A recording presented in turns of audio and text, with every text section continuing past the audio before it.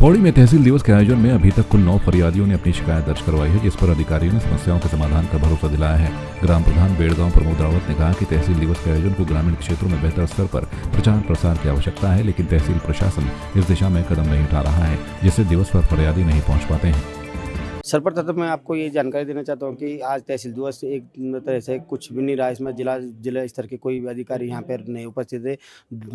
लोग दूरस्थ गाँवों से यहाँ पर पहुँचे हुए हैं, लेकिन उनका शिकायतों का निवारण नहीं हो पा रहा। पिछले मई माह की हमारी शिकायतें थी, वो आज तक उन पर निवारण नहीं हुआ है और मेरे आज तमाम उन शिकायतों का पुनः इस पर आज दिया गया जिलाधिकारी महोदय के माध्यम से। ये आज जो तहसील दिवस का आयोजन हुआ तहसील पौड़ी में, तो जिलाधिकारी महोदय द्वारा एक वार्षिक रोस्टर जारी किया जाता है, जिसके क्रम में अलग अलग तहसीलों में तहसील दिवस आयोजित किए जाते हैं।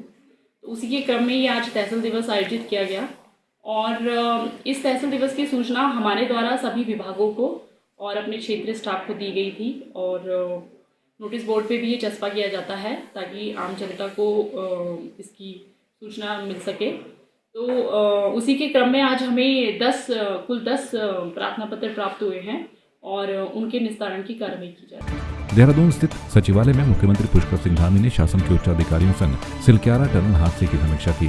मुख्यमंत्री ने बैठक के दौरान अधिकारियों को निर्देश दिए कि सिलक्यारा उत्तरकाशी में निर्माणाधीन सुरंग में फंसे श्रमिकों के राहत एवं बचाव कार्यों में लगी एजेंसियों को हर संभव मदद दी जाए। श्रमिकों के परिजनों से भी निरंतर समन्वय स्थापित कर उन्हें हर संभव सहायता उपलब्ध कराई जाए।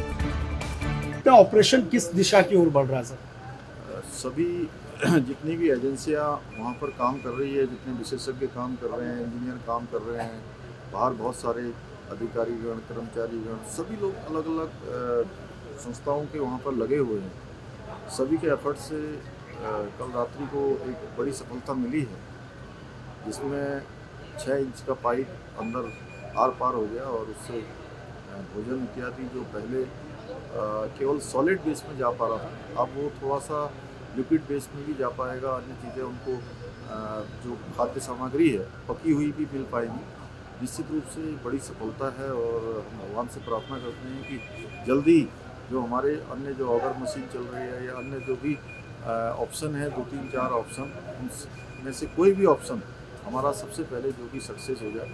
तो हमारा यही है कि जल्दी से जल्दी सभी हमारे श्रमिक भाई सकुशल बाहर निकले और माननीय प्रधानमंत्री जी प्रत्येक दिन इसकी पूरी जानकारी ले रहे हैं और हर संभव उनके स्तर से भी यहाँ पर सहायता के लिए कहा गया है। सभी एजेंसियाँ लगी हुई हैं, सभी लोग अपना बेड सपोर्ट देने के लिए।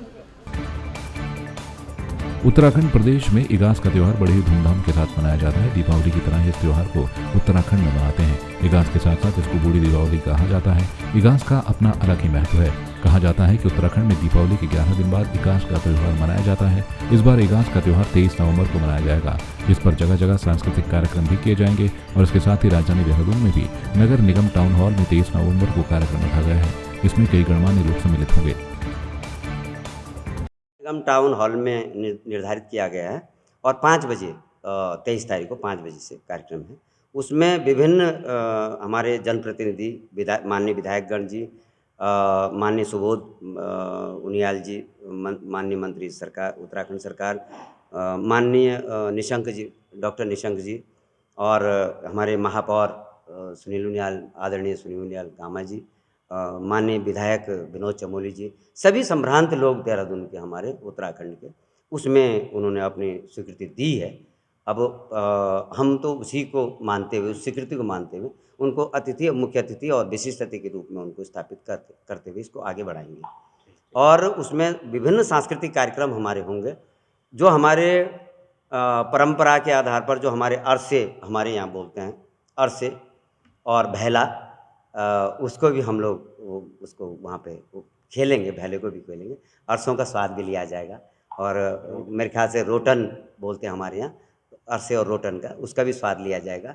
पकौड़ियों का भी स्वाद लिया जाएगा। दाल की पकौड़ियों की कोशिश कर रहे हैं हम कि दाल की पकौड़ी बन जाएं, जैसे दीपावली के दिन, इगास के दिन बनती हैं।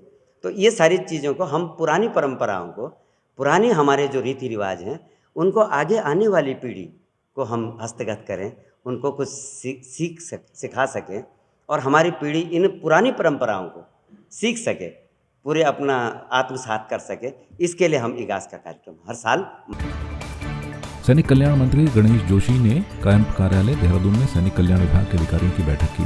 मंत्री ने अधिकारियों को मुख्यमंत्री घोषणा के अंतर्गत देहरादून के हरबटपुर और पिथौरागढ़ के डीडी हाट में खुलने वाले जिला सैनिक कल्याण कार्यालय के निर्माण कार्य को शीघ्र कागजी कार्रवाई पूर्ण कर निर्माण कार्य प्रारंभ करने के निर्देश दिए। उन्होंने कहा कि टेंडरिंग प्रक्रिया जल्द से जल्द करने तथा निर्माण कार्य में इस्तेमाल होने वाली सामग्री गुणवत्ता का विशेष ध्यान दिया जाए। देहरादून जिलाधिकारी सोनिका ने जिला कलेक्ट्रेट देहरादून में रैन बसेरों और आदि की व्यवस्था को लेकर विभागीय अधिकारियों की बैठक ली। जिलाधिकारी ने सभी एसडीएम को निर्देश दिए हैं कि अपने स्तर पर संबंधित विभागीय अधिकारियों के साथ बैठक कर रैन बसेरों में व्यवस्थाएं जांचें। उन्होंने सफाई व्यवस्था दुरुस्त करने, पेयजल की व्यवस्था करने, बिस्तर आदि का पुख्ता इंतजाम और पर्याप्त लकड़ी का इंतजाम करने को कहा। मसूरी में आपदाओं से निपटने के लिए भट्टा फॉल रोपवे पर विभिन्न आपदा से जुड़े विभागों ने मॉक ड्रिल कर अपनी तैयारियों को परखा। जोन रोपवे खराब होने पर फंसे यात्रियों को सुरक्षित निकालने का साहसिक प्रदर्शन किया गया ताकि जरूरत पड़ने पर आपदा से जुड़े विभाग तत्काल बचाव और राहत कार्य चला सकें और जान माल की हानि होने से बचा सकें। इस दौरान लोगों को प्रशिक्षित भी किया गया। भट्टा फॉल रोपवे के माध्यम से ITBP, NDRF, SDRF, civil police, fire service, नगर पालिका, नगर प्रशासन, जल निगम, चिकित्सा विभाग आदि की टीमों ने संयुक्त रूप से आपदा बचाव राहत कार्य का मॉक ड्रिल किया। एनडीआरएफ के निरीक्षक 15 बटालियन गदरपुर आनंद सिंह डिगारी ने बताया कि सभी आपदा से जुड़े विभागों ने आपदा के समय अपने कार्यों को कुशलतापूर्वक किया। वहीं सभी ने अपनी तकनीक का प्रयोग किया जिससे अन्य को सीखने का अवसर भी मिला। आज तो प्रशासन द्वारा ये मॉक ड्रिल की गई थी। हमारे द्वारा जो है हर 15 दिन 20 दिन में इसी प्रकार का जो है मॉक ड्रिल किया जाता है और ट्रॉली को नीचे ले जाकर बीच में लटकाने के बाद अपने जो हमारा स्टाफ है उसको नीचे उतारा जाता है। टूरिस्ट के साथ हम लोग नहीं करते, लेकिन अपने स्टाफ के साथ हम हर महीने 2 बार इसको करते हैं और डेली इसकी चेकिंग चलती है। यहाँ पर किसी भी प्रकार का जैसे आपदा आने पर या जैसे यहाँ पे रोपवे है, उन पे हमारे कोई सिविल आदमी फंस जाने पर हमारी टीम तुरंत फर्स्ट रिस्पॉन्डर का काम करती है। भारत तिब्बत सीमा पुलिस बल अकादमी के जवानों के द्वारा 2007 में रोपवे मसूरी का गन हिल के पास रेस्क्यू किया गया।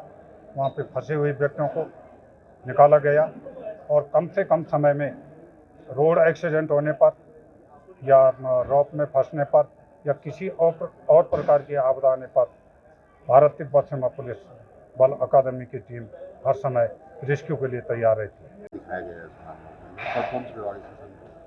सर, मैं inspector Anand Singh 15 battalion NDRF Gadarpur से हूँ। ये जो आज की मॉक एक्सरसाइज कंडक्ट की गई है एक तरह की जॉइंट मॉक एक्सरसाइज थी, जो कि हमारे सेनानी श्री सुदेश कुमार दराल के निर्देश द्वारा हम लोगों की टीम ने इसमें प्रतिभाग किया। इसमें सभी विभागों ने पार्टिसिपेट किया, जैसे कि NDRF, ITBP, SDRF, civil police, fire, इस प्रकार की सभी जो भी प्रशासनिक टीमें थी वो आई, मेडिकल, जल विभाग, तो सभी ने अपनी अपनी रेस्क्यू टेक्निक्स दिखाई। जैसे कि इसमें एक प्रकार का सिनेरियो दिया गया कि यदि आपकी ट्रॉली स्टक हो जाती है, किसी तरह का सिस्टम फेलियर हो जाता है, तो उस सिनेरियो में आप किस तरीके से इवैक्यूएशन करेंगे जो कि उसमें विक्टिम फंसे हैं। तो वही हमने अपनी अपनी टेक्निक्स दिखाई, एनडीआरएफ ने अपनी दिखाई, एसडीआरएफ ने अपनी दिखाई। तो अभी तक यही था। बाकी अगर इस तरह की घटना की हम बात करें तो उसके लिए हमारी टीमें हमेशा तैयार हैं। हमारी 3 टीमें 24/7 झाझरा कैंप हमारा है, वहाँ पे तैयार रहती हैं। हमारा movement time within 10 to 15 minutes में हमारी टीम मूव कर जाती है वहाँ से, जो कि ऑब्जर्व करती हैं हमारी बटालियन हमारे मूवमेंट पे। हर तरह के ऑपरेशन के लिए हम तैयार हैं।